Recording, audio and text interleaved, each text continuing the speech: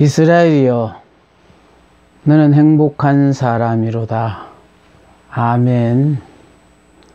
오늘은 행복자 7번째 시간입니다. 십자가로 말미암아 변해버린 당신이에요. 우리는 옛사람이 죽고 새 사람이 되고 싶은 마음은 간절하지만은 우리 인생은 편도 인생이라 한 번 죽으면 끝나버리고 맙니다. 그래서 죽었다가 살아나고 싶지만은 살아날 재간이 없어요. 그래서 하나님께서는 이런 인간이 불쌍해서 하늘 보좌를 버리고 이 땅에 오셔서 우리 죄인들을 대신하여 십자가를 지고 죽으심으로 말미암아 이제 예수를 믿기만 하면은 우리는 예수 안에서 옛사람은 죽고 새사람으로 태어나게 된 것입니다. 그래서 육의 사람을 영의 사람으로 만들기 위해서 십자가가 마련되어 있는 것입니다. 누구든지 예수를 믿기만 하면은 예수 안에서 옛사람, 육의 사람, 율법의 사람은 죽고 새사람, 영의 사람, 은혜의 사람이 될 때 죄인이 의인이 되고 저주받은 백성이 축복받은 백성으로 변합니다. 예수 안에서 변하게 됩니다. 우리 모두가 예수를 믿음으로 말미암아 이렇게 변화된 사람입니다. 하나님은 우리를 예수 안에서 변화된 사람으로 보십니다. 영이신 하나님, 우리는 구원받음과 동시에 새 사람이 되었습니다. 그래서 하나님은 우리를 대하실 때마다 영으로 대하십니다. 구원받은 성도는 모두가 하나님의 의에 의해 사는데 다만 그것을 깨닫지 못해서 아직도 육으로 사는 무지한 사람들이 있습니다. 십자가는 지금 우리가 당면한 문제요 사건입니다. 하나님께서는 우리가 성공해서 좋은 것은 성공하게 하시고 실패해야 좋을 것은 성공할 수 있는 여러 가지 조건을 갖추었음에도 불구하고 실패하게 하십니다. 우리로서는 이해할 수 없으나 하나님으로서는 반드시 그렇게 하셔야 할 이유가 있으시다는 것입니다. 조금만 시간이 지나고 나면은 우리도 알게 되나 당시에는 도무지 하나님의 의중을 알 수가 없었습니다. 영이신 하나님은 우리의 외모도 행복자인가 보시지만 우리 마음까지도 행복자의 마음인가를 보시는 것입니다. 주님의 마음을 닮을 때 환경에 따라 상대에 따라 변하는 마음이 아닙니다. 이 일의 성공 여부는 영이신 하나님께서는 관심이 없으시고 육의 사람에게만 있습니다. 육의 사람은 내 안에 하나님이 계시고 영의 사람은 내가 하나님 안에 있습니다. 이런 자들은 사자굴 속에 들어가도 뜨거운 풀무 속에 들어가도 홍해 바다 속에 들어가도 감옥 속에 들어가도 걱정하지 않습니다. 주 안에 있기 때문입니다. 하나님은 영이시라 우리의 육신은 그대로 두고 영만 살리십니다. 히브리서 11장 7절에 보면요, 믿음으로 노아는 아직 보이지 않는 일에 경고하심을 받아 경외함으로 방주를 준비하여 그 집을 구원하였으니 이로 말미암아 세상을 정죄하고 믿음을 따르는 의의 상속자가 되었느니라 했습니다. 성경은 노아가 행동한 것을 보고 믿음이 있었다고 말하고 있습니다. 하나님께서 노아에게 주문한 것은 방주의 공정을 서두르라고 한 것이 아니라 그 만드는 방법에만 집중하라고 한 것은 우리는 주목해 봐야 합니다. 아브라함의 경우에도 떠나는데 구체적으로 어느 지역까지를 말씀하신 것이 아니라 떠나는 그 모습, 순종하는 그 모습을 보고 하나님은 아브라함을 의인으로 여기셨습니다. 믿음이 있다는 것은 그 사람이 보고 듣는 것, 말하는 것, 나아가 순종의 여부에 달려 있다는 말입니다. 자신이 원하는 대로 해주세요 기도해놓고 믿는 것은 그건 믿음이 아닙니다. 믿음이란 하나님의 말씀을 믿는 것으로 자신이 심은 것을 언제나 하나님께서 선히 거두신다는 것을 믿는 것을 말합니다. 차고 넘치는 축복 속에 묻혀 있으나 그것을 복으로 보지 못하고 누리지 못하는 것이 바로 육의 사람들의 특징입니다. 십자가는 하나님께서 예비하신 축복입니다. 하나님은 우리에게 주신 십자가를 절대로 치워주지 않습니다.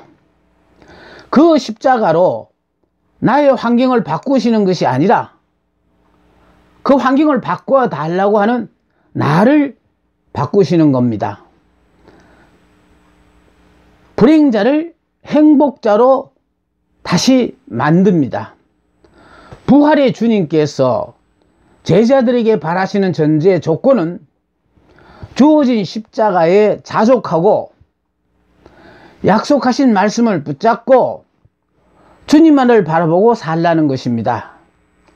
그리하면 나머지 모든 것은 하나님께서 직접 역사하시겠다는 것이죠.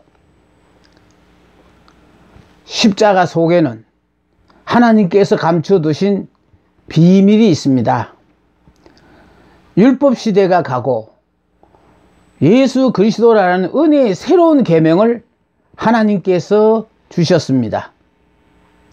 새로운 법의 시작, 은혜의 시대 도래입니다. 병을 낫게 하는 능력, 사람을 고치는 능력이 예수의 이름에 있다고 전하는 것입니다. 이것은 보이는 것뿐만 아니라 안 보이는 것까지 고칠 수 있다는 이야기가 됩니다. 예수 그리스도가 2000년 전에 십자가에 못 박혀 맥없이 죽어버린 사람이 아니라 지금도 살아계셔서 역사하시는 분이라는 사실을 기억해야 합니다. 기독교가 부활의 종교라 본인의 의사와 상관없이 고난에 처하게 되는 경우가 많습니다. 자신을 십자가의 못을 박으면은 내 속을 썩히는 그 사람이 내 곁에 있어주는 것만으로도 감사하고 행복한 사람이 됩니다. 지금 내 마음의 상태가 문제이지 그 사람이 문제가 아니라는 것입니다. 나만 그 사람을 싫어하지 다른 사람들은 싫어하지 않습니다. 상대적이기 때문입니다. 자신을 십자가에 못 박지 않았기 때문에 사사건건 마음에 들지 않습니다. 내 마음에만 들지 않지 다른 사람들의 마음에는 들고 특히 하나님의 마음에는 보시기에 좋았더라 입니다.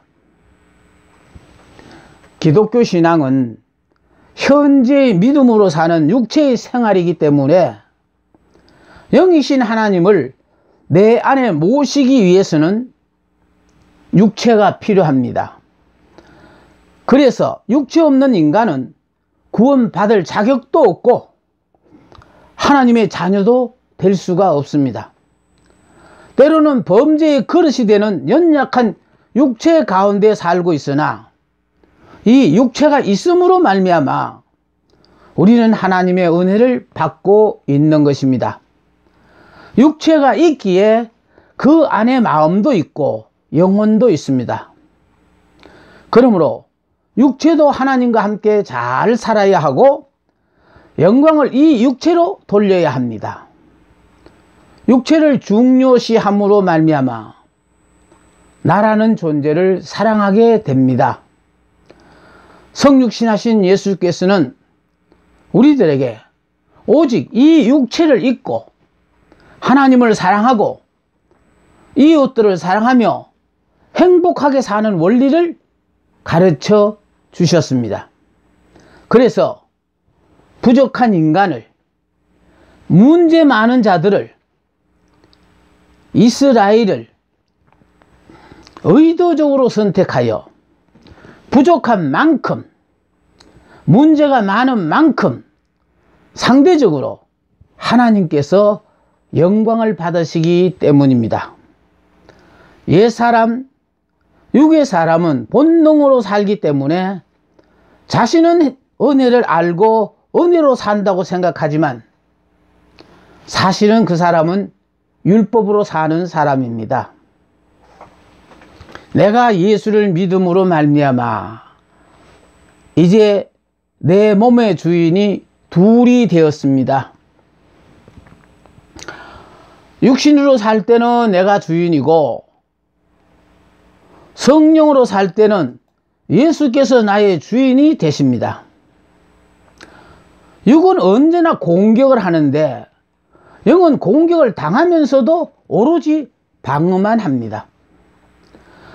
육이 죽기만 하면 예수께서는 내 삶의 주인이 되십니다. 육적 전쟁은 세상 사람들이 싸우는 전쟁으로 타인과의 싸움으로 자신의 꿈을 이루기 위한 싸움이고 영적 전쟁은 신자들의 싸움인데 자기와의 싸움으로 예수께서 싸우시는 싸움입니다. 이 전쟁을 통하여 우리 안에서 예수님께서 승리하시는 싸움입니다. 신자 속에는 하나님의 말씀에 예, 아멘 하는 성품과 아니요 하는 불순종의 성품, 본능이 서로 싸우고 있는데 이것이 바로 영적 전쟁입니다. 신령한 신자는 아멘의 성품이 자신을 지배하지만 육신에 속한 신자는 마음은 원의로 돼 아멘하지 못하고 쓰러집니다. 많이 가지려고 노력하는 사람은 계속하여 다른 사람과 싸워서 이겨야 하고 많이 버리려고 노력하는 사람은 끊임없이 자기와의 싸움에서 이겨야 합니다. 자기 자신과 싸워서 이긴 사람만이 많이 버릴 수가 있습니다. 바울이 그리스도를 만나고 모든 것을 다 버린 목적은 그리스도를 위하는 것 하나 때문이었는데 나아가서 또한 모든 것을 해로 여김은 내 주 그리스도 예수를 아는 지식이 가장 고상함을 인함이라고 했습니다.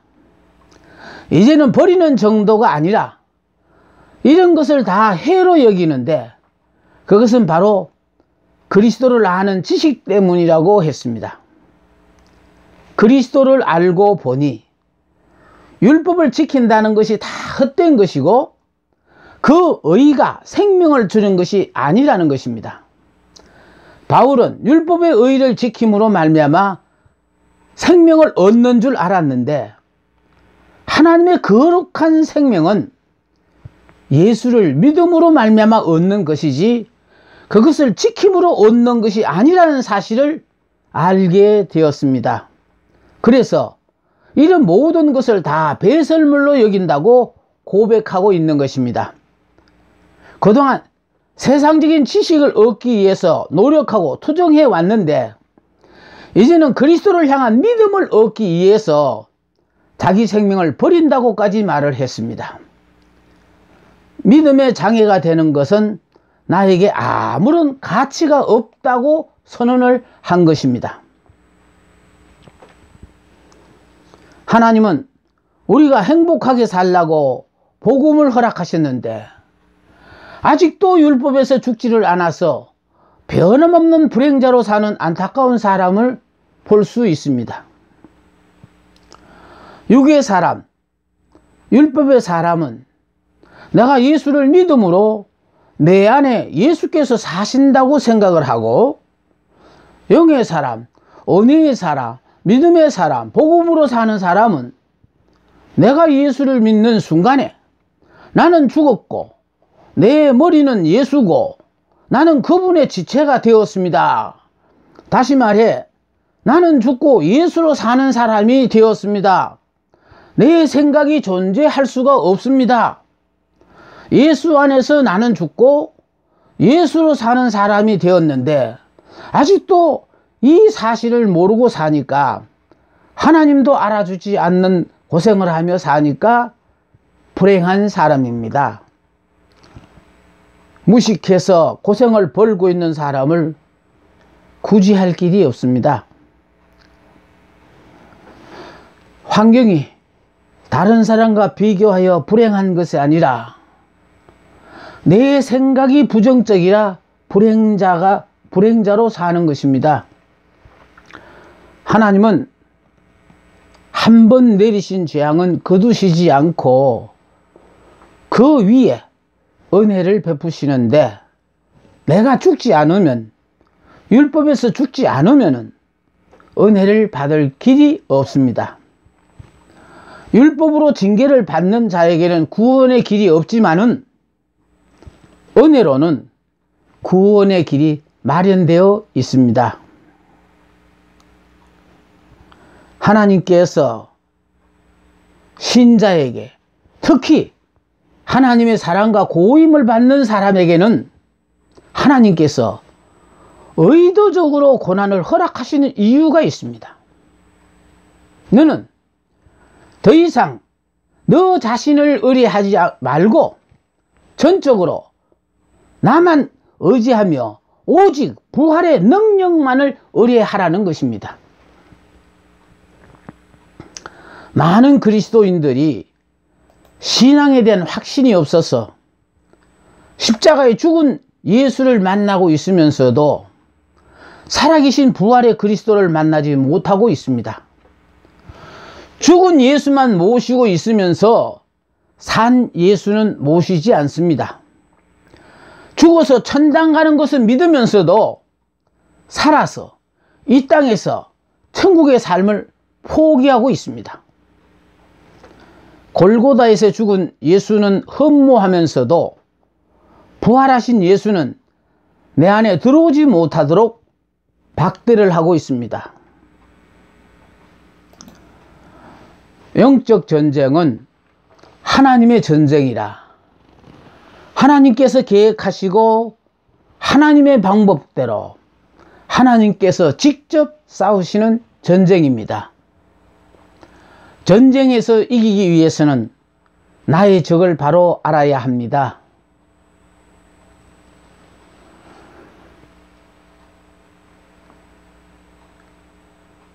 나의 적은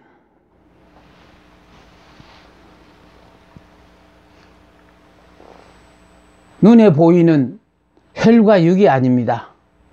다시 말해서 사람이 아닙니다. 타락한 천사와 세상과 육신입니다.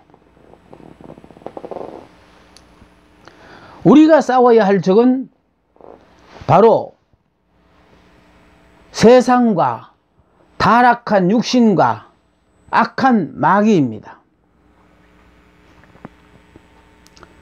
예수님은 십자가상에서 돌아가실 때 다 이루었다고 하셨습니다. 성령의 눈이 열리면 나의 적이 누구인지를 바로 알게 됩니다.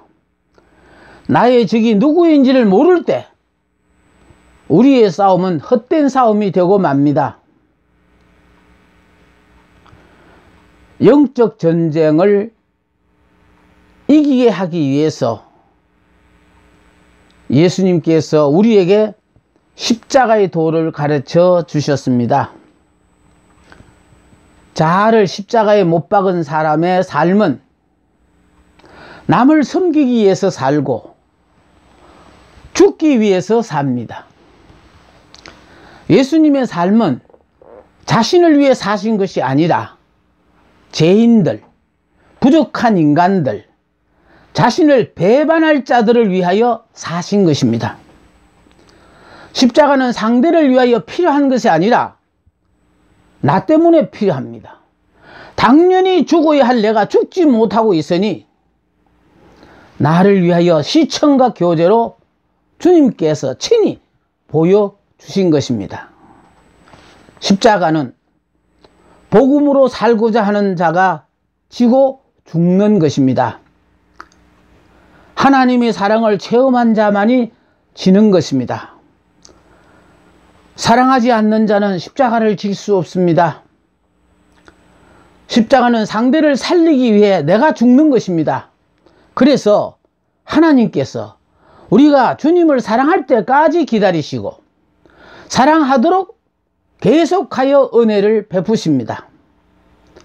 십자가는 자기 속에 적이 있음을 깨달은 자가 자기와의 싸움에서 이기는 장소입니다. 피할 수 없는 상황에서 마지못해 죽는 것이 아니라 자원하여 기쁜 마음으로 죽는 것입니다. 예수를 믿더라도 지금까지 지켜오던 율법에서 내가 죽어야만 은혜로 살 수가 있습니다. 민수기 21장에 나오는 불뱀 사건 아시지요? 길로 말미암아 하나님을 원망하고 모세를 원망하자 불뱀이 나와서 원망하는 자를 물어서 죽였습니다. 불뱀에 물려 죽어가는 자에게 제시된 해결책은 지금까지 불평하고 원망하던 모세를 통하여 주어졌다는 것입니다. 이건 바로 내가 은혜를 받아 변하면 원수가 친구로 보인다는 것입니다. 하나님은 모세를 통하여 불뱀에 물려 죽어가는 자들을 위해 짱대 높이 노뱀을 만들어 달고 그것을 쳐다보면 살리라고 가르쳐 주셨습니다. 불뱀이 없어진 것이 아니라 구원이 마련됐습니다. 율법이 없어진 것이 아니라 복음을 모르는 자는 율법으로 살도록 내버려 두시고 하나님의 은혜를 받아들이는 자는 복음으로 구원을 받는다라는 말입니다. 사단은 지금도 믿는 자들을 유혹하고 있습니다. 마음에 나쁜 생각을 넣어주기도 하고 부도덕한 것이나 성적인 것을 통하여 사람의 몸과 마음을 파괴시키고 말씀에 의심을 품게 하여 하나님과의 관계를 끊기도 하고 때는 교만과 낙심을 통하여 마음의 평정심을 잃게 하고 특히 가장 약한 곳을 집중적으로 공격하여 끝내는 넘어지게 합니다. 사단과 그 졸개들이 지금도 믿는 자를 넘어뜨리기 위하여 가진 유혹을 다하고 있기 때문입니다. 하나님의 말씀을 경멸하여 인간의 마음에 영원히 거하지 않게 해방을 합니다. 인간의 눈을 어둡게 하여 구주이신 그리스도를 보지 못하게 합니다. 그런가 하면 그리스도인을 시험하기도 하고, 누가복음 22장 31절 32절 보니까 시몬아 시몬아 보라, 사탄이 너희를 밀가부로 하려고 요구하였으나 그러나 내가 너를 위하여 내 믿음이 떨어지지 않기를 기도하였노니 너는 돌이킨 후에 내 형제를 굳게 하라 했습니다. 악한 계획을 실행함에 있어 사탄은 종종 인간 속으로 들어가 그들을 도구로 사용하십니다. 또 마귀는 하나님 앞에서 인간을 고소합니다. 구원받은 성도라도 하늘나라 갈 때까지는 변하지 않는 것들이 있기 때문입니다. 구원을 받았다고 해서 새로운 육체를 얻는 것이 아닙니다. 거듭난 자는 영원히 변화를 받게 되는 것이나 육신은 예수님의 재림시까지는 변화되지를 않습니다. 또 육체에 남아있는 죄의 결과는 없어지지 아니합니다. 범죄자라는 낙인과 죄의 형벌은 지나가 버렸을지라도 범죄로 인하여 얻게 된 상처나 그 흔적은 그대로 남아 있습니다. 구원받기 전에 부채난 채무 혹은 다른 의무는 예수를 믿었다고 해서 없어지거나 삭감되지 않습니다. 남에게 끼친 손해나 부채는 반드시 청산해야 합니다.